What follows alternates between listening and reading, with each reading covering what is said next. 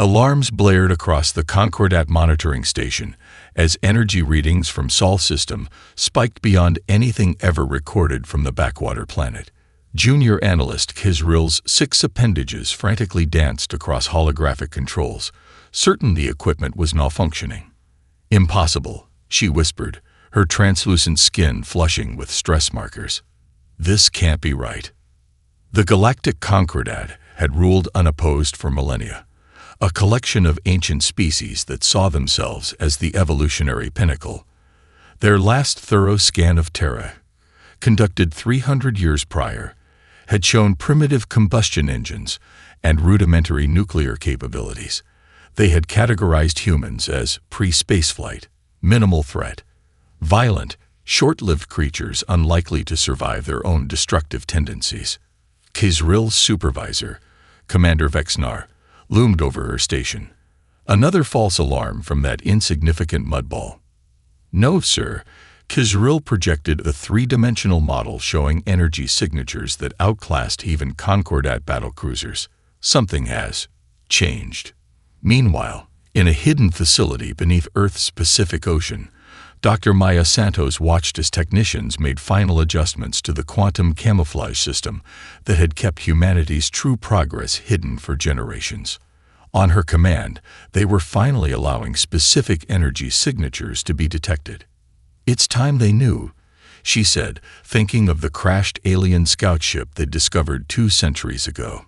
The Concordat had been harvesting resources from protected worlds while posturing as benevolent guardians. Let them come see what we've built while they weren't watching. Commander Eliza Chen's boots echoed against polished graphene as she strode onto the bridge of the TSS Nemesis. Crew members snapped to attention, eyes bright with anticipation. "Launch status," Chen asked, her voice steady despite the weight of command. "All systems green, Commander," replied her XO, Marcus Okafor, dark fingers dancing across holographic displays. "The escort fleet reports ready. Quantum shields calibrated. Gravitational weapons hot." Chen allowed herself a moment to absorb the significance of this day. At 1,000,000 tons, the Nemesis could crack a moon with its weaponry. The alien tech they'd reverse-engineered from the crashed Concordat scout ship had merely been a starting point. Humanity had taken those concepts and created something entirely new. "Show me Earth," she ordered. The view screen shifted to their blue homeworld, appearing deceptively primitive from orbit. For 2 centuries, humanity had maintained this elaborate deception. Decoy satellites transmitted signals suggesting a civilization still dependent on fossil fuels. Meanwhile, beneath oceans and mountains, massive facilities housed the true extent of human advancement. "Remember the Jakarta Accords," Chen said quietly to her bridge crew. "We reveal ourselves not as conquerors, but as equals unwilling to be conquered." The memory of the global unification that followed the alien discovery still burned bright. Old hatreds and borders dissolved when humanity realized they weren't alone, and that the galaxy's protectors were actually sophisticated predators. "Quantum tunnel drives engaging," announced the navigation officer, a bead of sweat rolling down her temple despite the temperature-controlled bridge. "Escort fleet in formation." Chen felt the slight vibration as the most powerful human-made vessel in history prepared to reveal itself to an unsuspecting galaxy. "For Earth," she said simply. The ship vanished from Earth orbit in a flash of blue light, leaving behind the elaborate facade they'd maintained for generations. The time for hiding was over. "Unknown vessels have appeared near Outpost Sigma 9. A holographic alert pulsed crimson as Kizril stared in disbelief at her monitoring station. The human fleet had materialized without warning, their quantum signatures unlike anything in Concordat records. "These can't be from Terra," sneered her supervisor. "Primitive apes like that couldn't develop such technology. Someone must be helping them." The Concordat's response was swift and predictable. The Pride of Axiom, a gleaming diplomatic vessel bristling with concealed weaponry, was dispatched to intercept. Captain Vendor adjusted his ceremonial cape as he prepared to address these curious visitors. A veteran of 1,000 first contacts, he had the casual arrogance of someone greeting children. "Transmit the standard welcome package," he ordered. The message was diplomatically worded but clear in its meaning. Join the Concordat. Accept their guidance. Surrender all independent military capability. Aboard the Nemesis, Commander Chen watched the alien transmission with narrowed eyes.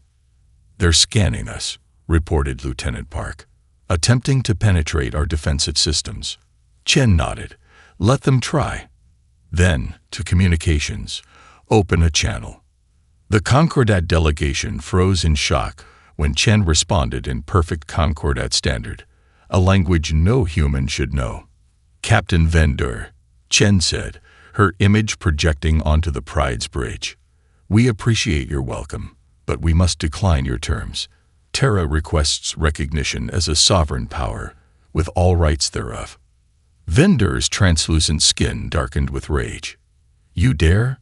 You are children playing with technology you cannot understand." "Perhaps a demonstration is in order," Chen replied coolly. "You may fire a warning shot." Vendor gave the order immediately.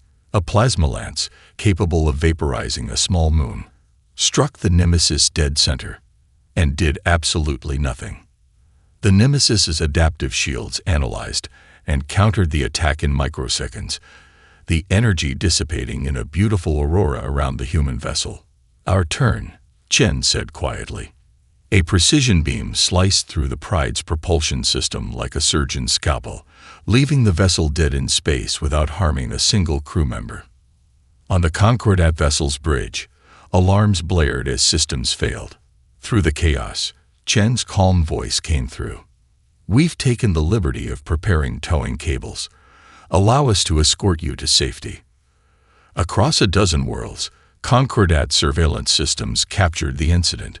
Within hours, the footage spread through secure channels, then to public networks that the sensors couldn't contain fast enough. The mighty Concordat, humbled by a species they had dismissed as barely sentient. The galaxy's power structure experienced its first tremor. The High Council chamber on Axiom Prime hadn't been used for an emergency session in over 3 centuries. 12 ancient beings, each representing a founding species of the Concordat, gathered in the cavernous hall, their agitation evident despite their attempts at composure. "This cannot stand." Elder Thrix slammed a crystalline appendage against the ancient table, a lesser species not only refusing assimilation but demonstrating superior defensive capabilities. "The very foundation of our rule is at risk." High Counselor Zol Mekri, eldest among them, leaned forward. "For the first time in living memory, we face an existential threat. Deploy the Nightwalkers." Within days, the Concordat's elite infiltration units launched toward Earth. Shapeshifters, telepaths, and nanite-enhanced assassins targeted key human installations, only to discover humans had been expecting them. On a moon base near Saturn, Colonel Sarambiki watched through one-way glass as the captured Concordat infiltrator struggled against restraints specifically designed to neutralize shape-shifting abilities. "How?" she asked the human scientist beside her. "How did they know our command protocols?" "Our neural pathways." Dr. James Liu smiled thinly. "For 50 years, we've been developing psychic shielding and biological countermeasures. Every truth serum, every mind probe. We've created immunities to them all." Meanwhile, across Concordat space, sleeper agents activated. Humans who had undergone extensive biological modification to pass as various alien species began their true mission. On Beltar Prime, Trade Envoy Soren accessed the Planetary Information Network and released classified files showing how the Concordat had deliberately stunted Beltar technological development after recognizing their potential to become rivals. On Maricaxis, Cultural Attaché Jana broadcast ancient records of the Concordat's systematic genocide of the original Maricaxian leadership caste. Aboard the Nemesis, Commander Chen and her diplomatic officer, Dr. Renuka Patel, received encrypted updates as they pushed deeper into Concordat territory. 6 worlds have already requested secret meetings, Patel reported, her sari shimmering in the blue light of the tactical display. Species the Concordat has oppressed for generations are watching us, hoping. Chen nodded grimly. We have to move carefully. We're not here as conquerors. No, Patil agreed, but perhaps as liberators. At that moment, the ship's AI alerted them to an incoming transmission, a message from a Concordat dreadnought, demanding immediate surrender. Chen's smile was cold as winter. Perfect timing. Let's show them what happens when you underestimate humanity. Grand Admiral Zix stood on the command deck of the Concordat dreadnought in inevitable dominance, watching as his 7th Fleet assembled for the assault on Sol. 200 warships, the largest battle group deployed in centuries, gathered in tight formation. The humans have overextended, Zix told his commanders, mandibles clicking with anticipation. Their only significant warship is deep in our territory. We will blockade their homeworld and force their surrender. His intelligence officer approached cautiously. Admiral, our scouts report unusual readings near Proxima Centauri. Zix dismissed the concern with a gesture. Primitive early warning systems, nothing more. Proceed as planned. As the fleet entered the Proxima Centauri system, sensors remained clear. The system appeared undefended, until the first warship unexpectedly disintegrated. What happened? Zix demanded, compound eyes widening. Unknown, Admiral. No energy signatures, no projectiles detected. Suddenly, space itself seemed to warp around them. Quantum mines, invisible until triggered, detonated in precisely calculated sequences. Automated battle platforms emerged from dimensional pockets where they had remained hidden, their weapons targeting critical systems with impossible precision. A massive gravitational distortion field activated, trapping a third of the fleet in a space where conventional physics no longer applied, their hulls compressing under forces their designers had never imagined. It's a trap, Zix realized too late. Watching as his mighty fleet was systematically dismantled by an enemy they couldn't even see clearly. We're detecting transmission signals from every direction, reported his communications officer, voice trembling. The message appeared on their primary display. The Sol system is under Terra's protection. Withdraw immediately. After losing half his fleet in less than 20 minutes, Zix gave the order no Concordat admiral had issued in 2,000 years. Retreat. On Earth, the Global Defense Council convened in the underground chamber beneath Geneva. Representatives from every nation watched the live feed from Proxima Centauri. The Concordat will return with a larger force, warned General Torres. We must tell our people the truth. President Kim nodded solemnly. Initiate the disclosure protocol. Within hours, humanity learned they were at war with the most powerful empire in known space. Rather than panic, something remarkable happened. Recruitment centers were overwhelmed with volunteers. Production facilities went to round-the-clock operation. Ancient rivals offered unconditional support to each other. Aboard the Nemesis, Commander Chen received the transmission with grim satisfaction. Send a message to Earth. Hold fast. We're making allies and bringing the fight to them. Her tactical officer looked up from his station. Commander, we're receiving distress calls from Beltar IV. The Concordat is taking hostages in retaliation for their communication with us. Chen's eyes hardened. Set course for Beltar. Maximum speed. The intelligence war had ended. The real fighting had just begun. The Nemesis emerged from quantum space above Beltar IV, a world of gleaming factories and environmental devastation. 3 Concordat cruisers orbited the planet, weapons trained on major population centers. Concordat vessels are charging weapons, reported Lieutenant Park. They're demanding our immediate withdrawal. Commander Chen's response was immediate. Target their propulsion and weapons systems. Precision strikes only. The Nemesis moved with impossible speed for a vessel its size. 3 precisely calculated energy pulses later, the Concordat ships drifted powerless. Open a channel to the surface, Chen ordered. The main view screen displayed the face of First Engineer Taz Kor, leader of the Balerian Provisional Government. Behind him, Crowds gathered in what appeared to be an enormous underground chamber. Commander Chen. Tazkor's 4 eyes blinked rapidly, a sign of emotional intensity among his species. Your arrival is unexpected. We received your distress call, Chen replied. The hostages, being held in the central production facility. The Concordat threatened to execute one every hour until we resumed manufacturing their weapons. Chen nodded grimly. We'll handle the Concordat forces. Prepare your people. Within hours, strike teams from the Nemesis had neutralized the Concordat garrison. The rescued hostages included not just Balerians, but representatives from a dozen subjugated worlds who had gathered for a secret resistance meeting. In the ancient assembly hall of Belter's ruling engineers, Chen addressed the gathered delegates. Behind her, a holographic display showed the Concordat's Grand Armada assembling. 5,000 warships preparing for a systematic campaign of retribution. The Concordat has maintained power through isolation, Chen explained. They keep each species separate, preventing you from sharing technologies or strategies. She activated a secondary display showing Earth's defense grid. This is what we built in secret. Not just weapons, but a new approach to warfare. Adaptive, decentralized, unpredictable. Tazkor stepped forward. For 3 centuries, we've been forced to produce their ships and weapons while being denied the right to arm ourselves. We know their technology intimately, its weaknesses, its limitations. The Merindi can sense intentions before actions are taken, added their representative, a willowy being whose transparent skin revealed complex neural structures. Combined with your technology, we could anticipate attack patterns. The Kovar delegate, a heavily armored insectoid, clicked her mandibles.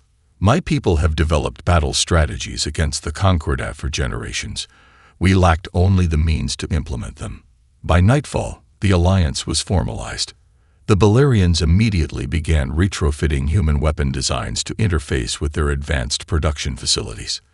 The Merindi provided psychic navigators for human vessels. The Kovar shared battle tactics that exploited previously unknown weaknesses in Concordat fleet formations. Within months, a silent revolution spread through a quarter of Concordat space. Supply chains mysteriously failed. Communication relays experienced unexplained outages. Entire battle groups found their systems compromised by code that shouldn't have existed. On Axiom Prime, the High Council received increasingly desperate reports from their military commanders. High Counselor Zolmekri, oldest and wisest among them, felt something stir in his ancient consciousness, an emotion his species had engineered out of themselves millennia ago. Fear. We created this, he whispered to the empty council chamber. By treating them as lesser beings, we taught them to become something more. Supreme War Commander Nax Vakri stood before the tactical display aboard the Concordat supercarrier Eternal Dominion. The Grand Armada, 5,000 capital ships representing the combined might of an empire spanning 1,000 worlds, moved in perfect formation toward Belar IV. The coalition forces are scrambling, reported his executive officer. Long-range scans show increased activity at their shipyards. Nax Vakri's facial membranes pulsed with anticipation. They realize their doom approaches. Our strategy is simple. We will crush this rebellion utterly. Make such an example of Belar IV that no species will dare ally with humans for 1,000 years. His intelligence officer approached with a report.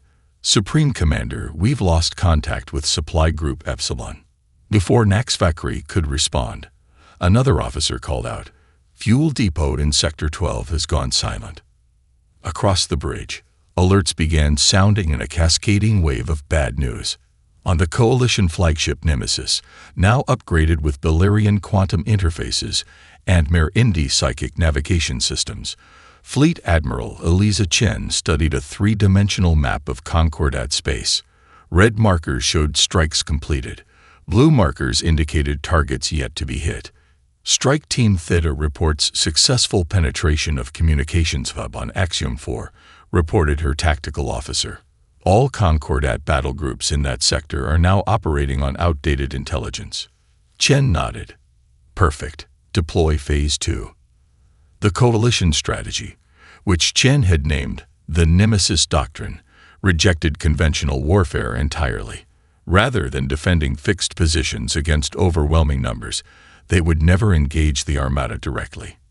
Instead, they deployed hundreds of small, agile strike teams to attack supply lines, communications hubs, and command ships. The Nemesis itself became a phantom, appearing without warning, striking with devastating precision, and vanishing before retaliation arrived. Mere Indie navigators could sense Concordat trap formations before they closed. Belerian tech allowed ships to phase partially out of normal space, becoming nearly untargetable. Most importantly, coalition forces operated with a freedom and initiative that the hierarchical Concordat couldn't comprehend. Human commanders made battlefield decisions without waiting for approval chains. Covert strategists adapted tactics in real time. Belerian engineers modified weapons between engagements. For 6 brutal weeks, the Grand Armada crawled toward Beller IV, bleeding ships and supplies with every light year.